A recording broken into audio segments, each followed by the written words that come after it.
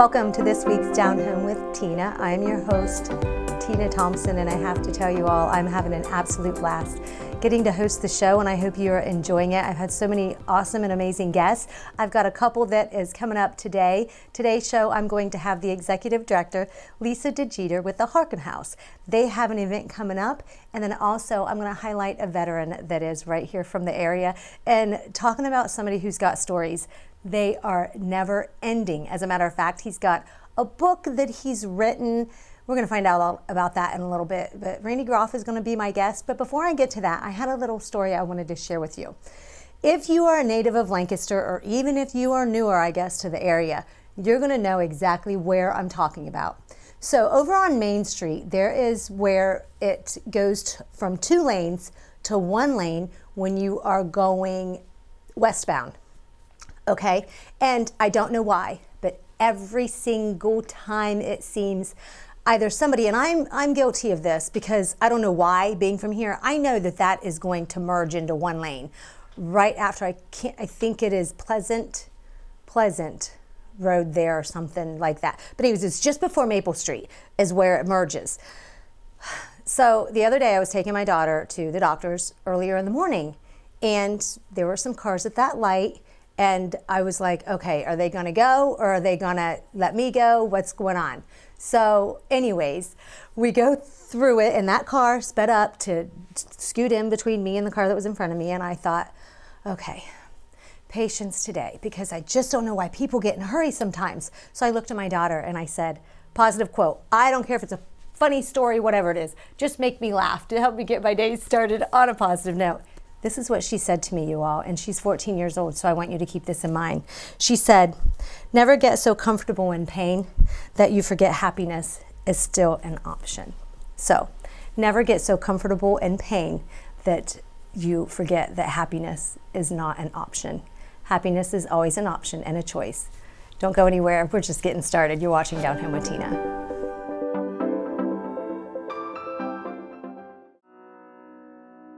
The Frankie Smith Funeral Home and Crematory in Lancaster and the Johnson Smith Funeral Home in Baltimore have a long and wonderful history of serving our community.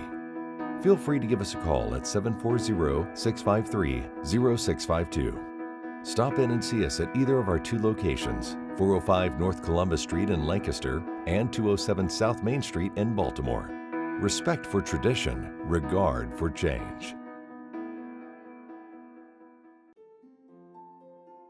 Hi, I'm Brandon. I'm a recovering addict. For 10 of the last 11 years, I've been struggling with addiction, homelessness, incarceration, and just loneliness. However, since getting clean this past year, I've accomplished more than I have in those 10 years combined. After attending outpatient counseling services, inpatient counseling services, living in a sober living house, and attending 12-step meetings, I've been able to regain control of my life and begin to achieve goals I've always dreamed of. Addiction can destroy lives in many ways. Whether you need help with childcare or financial assistance, everyone deserves a new beginning. Recovery supports are just that, supports for recovery. My life mattered. Your life matters too. This message is brought to you by the Fairfield County Adam H. Board.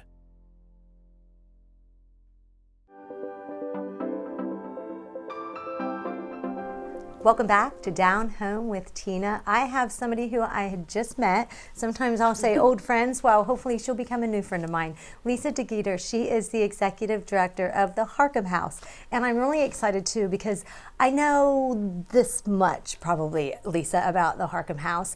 And I'm really excited just to learn about it myself and to share it with everybody in the community. So welcome to the show. Well, thank you very much. I'm very, very glad to be here. And we tell people if you've never heard of us before, that means you haven't needed us, so that's okay given what we do. Okay, well, and we're going to find out what it is that you do. What I do know about you, I guess I'll start with that. I know it's one of your programs and it has to do with dogs. I guess we won't go into detail with that yet. And I think that so many of us love dogs and you have a great, I want to call it a pet therapy program, but we're going to hold on to that and find out a little bit about the history.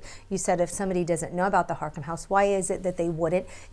Are you guys fairly new? Actually, we've been in the community for 13 years now. Okay. So we sometimes say we're one of Lancaster's best kept secrets. We started as the Child Advocacy Center for the county. Okay, and then I do know that. I'm familiar with that. Yeah, the Child Advocacy Center of Fairfield County. So Child Protective Services, law enforcement, prosecutors, medical, mental health, all those folks we work with on a multidisciplinary team to deal with some of the most severe cases of child abuse in the community. Okay, and with that being said, how do you help those in the community that are in need? Do you find out through those different? Yeah, through Child Protective Services or law enforcement usually make a referral so that we can do forensic interviews and victim advocacy and trauma therapy with kids and families. How do you do that? I had a friend of mine who used to work with you all, and I didn't know exactly what it was, but how do you get through the day on the things that you probably hear the worst? I know we have different things like the American Red Cross and those organizations where they say sometimes we are there on the worst day. Well, this is probably multiple bad days. Yeah, it can be the worst days of folks' lives, but we know that the numbers are huge for child abuse. People don't realize about 1 in 10 of all children are sexually assaulted before they're 18. Wow. So if you took the numbers for pediatric cancer and asthma and diabetes and put them together, they would not be the numbers that just child sexual abuse are. So we see about 250 kids in the community every year. And I think people, when you read a story in the newspaper, you think, oh, this happened and there's this one instance. And you don't realize how many more there are. And we also know that only 1 out of every 10 kids tells. So we want to be there for the kids who have the courage and have found their voice to support them and provide whatever services they need to heal to meet our mission so that we can help reduce trauma and enhance healing for kiddos. But what kills us actually is not so much the kids we see, it's the kids we know that we're not seeing. Okay, and with that being said, I do know, and I am aware, there are adults that still to this day haven't shared things. And I think that it's important that, it's not that, you need to go out and just tell everybody, it's a private thing, of course, and that's why they've kept it for so many years. But what do you recommend, Lisa, for adults who have had something happen in their life that they really should speak to a professional if that's who they choose to speak with? They should give us a call because we also have a rape crisis program. Okay. And so that can be for someone who's recently had something happen, or we sometimes get calls from people who are in their 70s and something happened when they were a child and they've never spoken to anyone before about it and they really need to unburden themselves. And we can be there for at any point in time. It's never too late to tell. Oh, absolutely. I believe that people do need to talk and discuss with the right folks. Right. And we can help start that. Yeah, no, I love that. So what are some of the things that you are doing in order to help? Because you're a nonprofit, correct? We're a nonprofit. Alrighty. So let's talk a little bit about that side of it. Because being a nonprofit, I'm sure that funds are something that you're always seeking to get. Always. So we do a lot of grant writing, and we're very fortunate. The Victims of Crime Act, which is a federal program that runs through the Attorney General's office, supports a large amount of our work. The United Way is very supportive. The hospital is extraordinarily supportive. They've been an excellent supporter. But we do a fair amount of fundraising and outreach events as well. Actually, that's why my fingernails are crazy colors. We just did an event we call Capes and Crowns, and I was dressed up as a Dr. Seuss character. So we try and do have fun with the kids and things that we do too, but I love the fact that we're here when you've got the Easter stuff out, because our big fundraiser is something called our Adult Easter Egg Hunt. Okay. So if you can imagine a cocktail hour and a dinner and then grown-ups playing all sorts of crazy games until it's dark out, and then all these tipsy adults go out with tiny flashlights and hunt for prize eggs in the dark. So people tell me it's a lot of fun to do. I can tell you it's a lot of fun to watch. I always have a good time. Yeah, that would be. We love to have fun here on the show. We've done some silly, goofy, fun games, so that's what it's all about, I think. So how, if somebody is interested in wanting to participate in this adult Easter egg hunt, how would they do so? Well, they can either pop on our Facebook page or they can pop on our website, harcumhouse.org, and there's links on our event page to buy tickets, $60 a piece for dinner and an open bar, and to play the egg hunt. Okay, is there a certain time that you have to register by? As soon as possible. The last couple years we've sold out. Oh, okay, Yeah. so it's limited number. Yeah, we do it at Cheers. So the dinner, with the dinner and the reservations and the tables. So yes, as soon as possible. When is the event? April 4th. April 4th. So get those out there, folks. If you want to become part of the Adult Easter egg hunt. I'm going to have to look at my schedule and see what I'm getting up to. I That try would be to wonderful. make it to some, and I can't make it to everybody's events. But great cause, a great meaning behind it. Follow them on Facebook just to keep an eye out on what they've got going on. And I want to thank you so much, Lisa, for being with me. Thank you for having me. I'm excited to have gotten the chance to know you and have you here. And I do want to give a shout out to Tracy, FMC Foundation, for connecting us. They are an extraordinary partner. That's right. When you had mentioned them as one of your partners, I was just like, yay. So thank you so very much for taking the time for that. And don't go anywhere, because I've got Randy Groff coming up. He is the veteran that I'm highlighting this week, and some great stories that, I say stories, well, he's always got stories, but some kids from a school wrote some letters to a veteran, and he's going to be a veteran, so we'll find out what they have to say to our veterans. You're watching Down Home with Tina.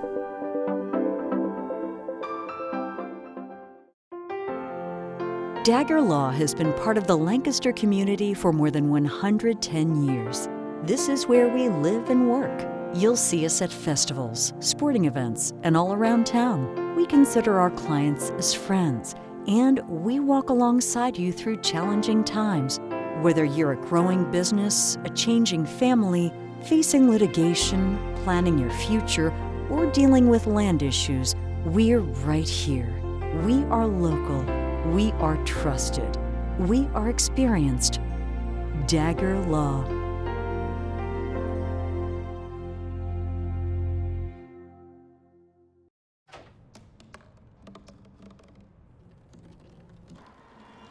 Everybody has a dream.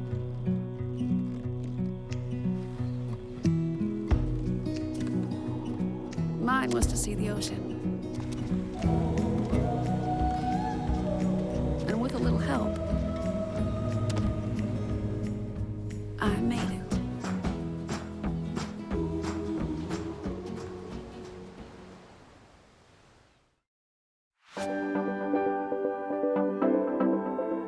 Chair next to me. It is Randy Groff. Randy is a fellow who, it was funny, before we got started, I said something about talking to him and him talking, and we were just kind of going back and forth, and he looked at me and he goes, I've been told, well, you can talk too, Tina. You're a talker as well. He goes, what'd you say? You might be able to talk more than I. And I laughed and laughed and laughed, but you did say, and I just was laughing because you have a little more experience under your belt than what I do when it comes to life, right, Randy? Or years, anyway.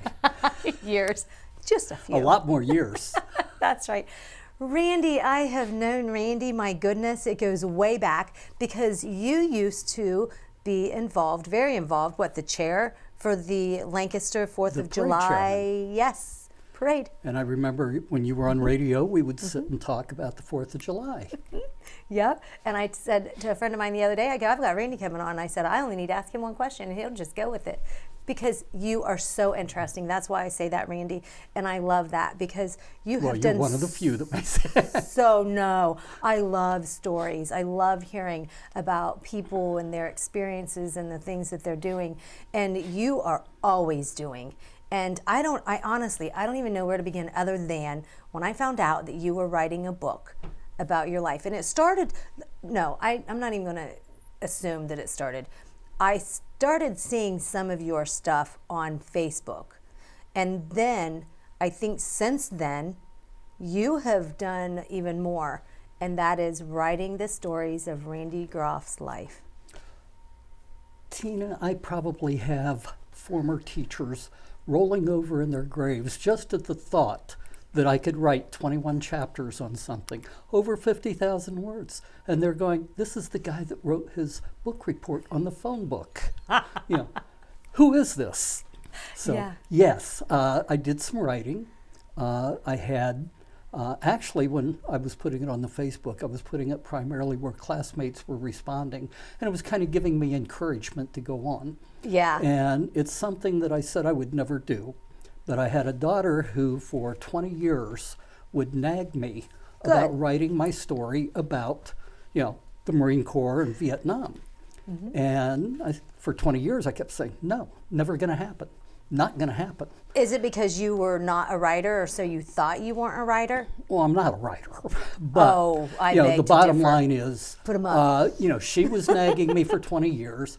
The service in Vietnam is something that, like World War II vets, you don't talk about. Right. And Yeah. I spent 30 years trying to forget and 20 trying to remember.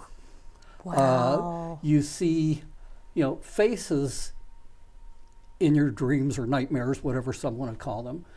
I can't put a name to them anymore. But then we were told when we left for Vietnam, don't get too close to anybody because they may not be around long. So you spend 30 years trying to forget. And then all of a sudden something changes. The 20 years of her nagging me, wanting me to write something, and I kept saying it will never happen. Then other things came together. I started looking at my dad. My dad was in the Army in the Rangers, and he was at Normandy. I know very little about it. He would not write his story, he didn't talk about it. I had uncles that were in the Pacific in World War II. One was on a ship called the USS Gwynn that was sunk in the Solomon Islands. He was one of the survivors. I know very little about it. He was also on the Proteus at the end of the war in Tokyo Bay overlooking the Missouri as they were signing the surrender. And he had a couple of shipmates that changed their name after the Navy. I think maybe they didn't like being in the Navy or something, but they changed it to like Tony Curtis, a name that some may remember from the old acting days. But and then his brother was involved in the first combat jump. He was a paratrooper in the Army in the South Pacific during World War II. And the funny part of it is, at the end of the war, while my one uncle was on the Proteus in the bay overlooking the surrender, my other uncle in the 11th Airborne was on shore as one of the escorts to the dignitaries out to the Missouri. Now, Randy, you say that you didn't want to write a book. Did you always tell stories as to your daughter as she was growing up? There's a lot of things in the book that I didn't tell them growing up. Right. Yeah. But I mean, do you think that, because me, knowing you, just in the short amount of years of knowing you, I grew up with you telling the stories that I've heard you tell in these years that I've known you, then I would have been on you about writing a book as well, because you are such a great storyteller, and with that, writer. Because when I started reading those little things, lengthy, whatever, on Facebook, that I really enjoyed. And even, I know a few nights ago, after I had talked to you and you agreed to be on the show, you had sent me some of Randy's ramblings, which I think is just awesome. And then also the book of what you've written. And it's interesting hearing with what you have to say. You are taking with what you have written, I feel, and you are taking us back to that time. Because some of the things that you are talking about, I may have seen in shows when you're talking about, because you talk about the 50s and the 60s. Is that one of the, I'm trying to remember, you've got yeah, exactly. Where she had prompted me to write the book about the Marine Corps in Vietnam, I started scratching my head after I said, okay, I'm going to do something. And I thought, where do I start? I'm not sure where to start or what to lead it. With writing, always the hardest part is getting started. True. And I started thinking, well, I always wanted to write a book about hitchhiking to California. And 2 weeks after I graduated from high school, with another friend, Greg Woltz, local, we hitchhiked to California. So it was kind of our first introduction to a lot of things, hitchhiking across the country. Neither of us had ever bbeen west of the Mississippi. Yeah. And then you start learning all these other little things. It was our first introduction to a taco. We didn't have those in, the Midwest or the East back in 1960, summer of 67. So we hitchhiked to California. Inflation was terrible that summer. It took us 4 days to get there. It cost us 75 cents. At the end of the summer, it took us 4 days to get back, but it cost us $1.50. Can you speak on television about one of your most memorable times that I'm sure you have in the book about that trip there and back? Can you say it? In brief, our first introduction to the Hells Angels, our first introduction to the mob. Interesting. I do remember you sharing a little bit of that at one time, not on radio. There were things, I didn't meet Guido until later when I lived in Detroit, but there were other things, during that summer of 67. And then you talk about... And then I thought I was done. So much. From California to the Marine Corps, well, my first year at Ohio State then, which I went to Ohio State for a year before I enlisted in the Marine Corps. And that was one of those things that I consider my claim to fame at Ohio State. On Fridays, there were always food riots in the cafeteria. Randy Stardom? And for those who followed Ohio State football, and from that time, and he played professional later, Jack Tatum, who was known as the assassin, I hit him in the shoulder with my fish and lived to tell about it. That's funny. So, That's funny. that was my only claim to fame at Ohio State. It certainly wasn't grades. That's funny. Well, and then you went from there to the Marine? I went from there. I enlisted during spring quarter, so on the delayed entry, so I could go ahead and finish my spring quarter, have the first year of college under my belt, and then off to the Marine Corps. And, that funny awakening, because next thing I know, I'm on a flight, and we're circling, and it's at night, and I'm looking at the lights of the shoreline for San Diego and everything, and thinking, boy, I was just here a year ago under different circumstances. Very different circumstances, yes. Yes, it was different when you get off and you start getting yelled at immediately and board the cattle cars and head for the yellow footprints. So you talk about the 50s and 60s. I'm trying to remember the different chapters that you have. You have so many chapters. I wrote about, and then, the hitchhiking to California was kind of my lead into going into the Marine Corps in Vietnam to write what she had asked me for. When I finished that, I said, I'm done. She said, no, you're not. What about growing up in the 50s and 60s? Okay.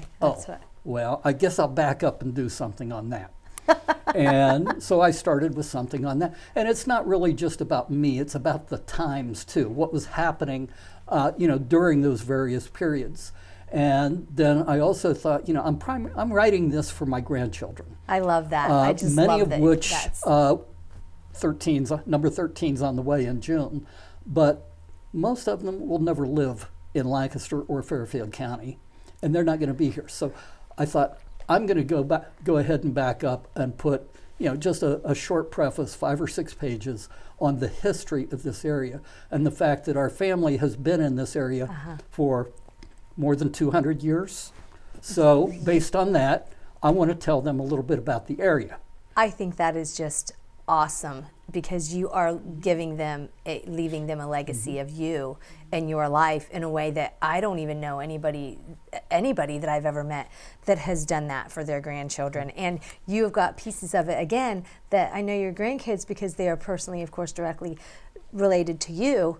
But what is so cool about it, Randy, is like I was saying, I grew up in the area, born in Lancaster, 5 years here. We moved down out into the hills of Sugar Grove, grew up down there for the rest of it. But Lancaster was our city. That was our town. You go into town, it was Lancaster. It wasn't Sugar Grove. So when you are talking about the different things, and you're talking about things, of course, before my time as well, I think it's so fascinating and so neat. And I'm so excited. We're going to come back here because we're going to take a break, and we're going to find out from Randy exactly where we can get your book, if it is something that we can get from you, and maybe your Randy's ramblings. I know I know the answer to that, but he's going to share it with you all. And then we want to highlight Randy for being a veteran. So you're watching the Down Home with Tina show. We will be back in just a few.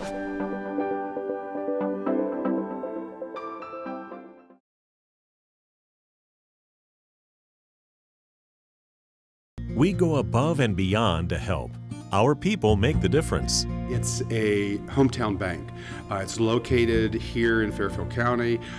Branches are convenient. They're located here in Pickerington, where my office is. I'm in Lancaster a lot, and they have plenty of branches there. And I much prefer dealing with the hometown banks rather than the larger nationwide chain banks. So far, everybody's been so personable, and for us to bank with the local bank, and we bank in Lancaster, it's been so wonderful because we'll call somebody, Steve will call somebody, and they'll get back to us right away, or they'll say, okay, we're going to make a decision in the basement tomorrow, and they'll get back to us, rather than calling a bigger bank where we had to wait and we didn't always get the same person the next time we called for a investment banking opportunity, or getting something appraised, any of those kind of things. Everybody is very customer friendly. A lot of times I'll bring my dog Bear with me, and the staff love him here, and of course he loves them and the treats that he gets. So it's just a nice kind of a family type environment. Personal or business banking, whatever you need, we take it seriously because we know you do. Stop by today at any of our 3 locations and see why the difference is clear.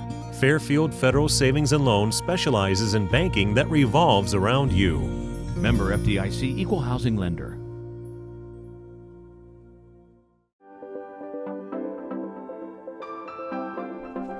Welcome back to Down Home with Tina. Down Home with Tina is brought to you by Huddle Tire Company, Fairfield Area Humane Society, Ireland Spa and Salon, Ava Jewelers, and Walker Shoe Center. These folks are the reason why I get to come on every week and get to highlight different folks, such as Randy. And Randy and I were talking a couple of minutes ago.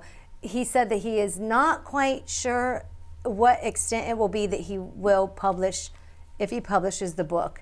And I am one of those folks that you have got such a talent, Randy, and I can only hope and pray that you will decide one day for not just your grandkids, because I know that that is the main reason why, and your daughter who's been pushing you to do that for many years, but also those in the community who have come to look up to you and admire you and would love to hear the history of what you have to share about Lancaster, because you're an amazing storyteller. And I know that I've only got a few minutes, but I want to highlight you as a United States military veteran. Did you know I was going to do that? I told you I wanted you to.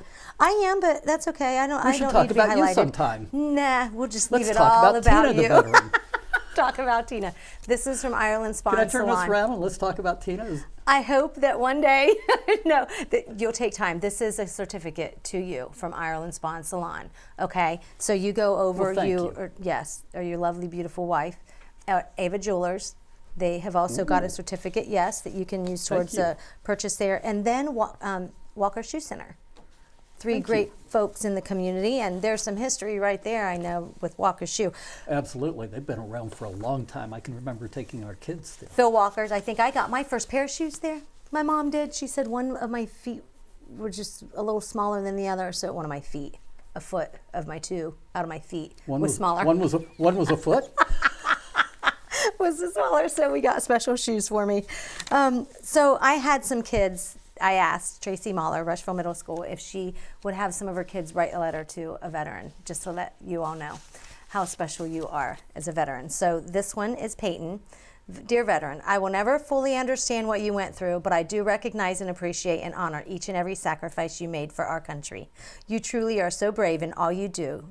You help me and my family live a safe life. You can always find light through the darkness, even on worst days. Never forget, you are my hero. You get to keep these. Dear veteran, thank you for serving for our country. You have given our country your life, time, energy, and love. You are an honorable person, and thank you doesn't seem enough to say. I appreciate your service. Thank you again and always. Sincerely, Mackenzie. This is from Maddie. Dear veteran, thank you so much for helping out our country. It seems to be impossible stationed away from your family, but without your help, we would not have a place we can call home. We appreciate you more than words could ever express. Thank you.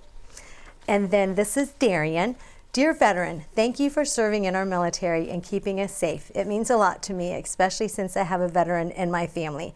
Thank you for keeping our country safe. Again, thank you. I could never thank you enough. And this is Dean. Dean says, Dear veteran, as a voice of many people, I would like to thank you for your service. You have done great deeds that can never repay you fully. It is the brave people like you who make our great country free. Once more, thank you very much for your service. I thought they did absolutely amazing, and I know we've got less than a minute, and I want to thank you, Brandy, for doing what you do and for being here on the show, and best of luck at getting that book out there. And I'm excited to read more about it because I can't wait to hopefully one day get a chance to see it out there and published. Fingers crossed that you will. I want to thank you, but I want to thank Peyton, Mackenzie, Maddie, Darian, and Dean. Isn't that awesome? They're the reason veterans serve. That's right. It's there for our future. Thank you, Randy. Thank you. God bless. Have a great week, everybody. It's Down Home with Tina.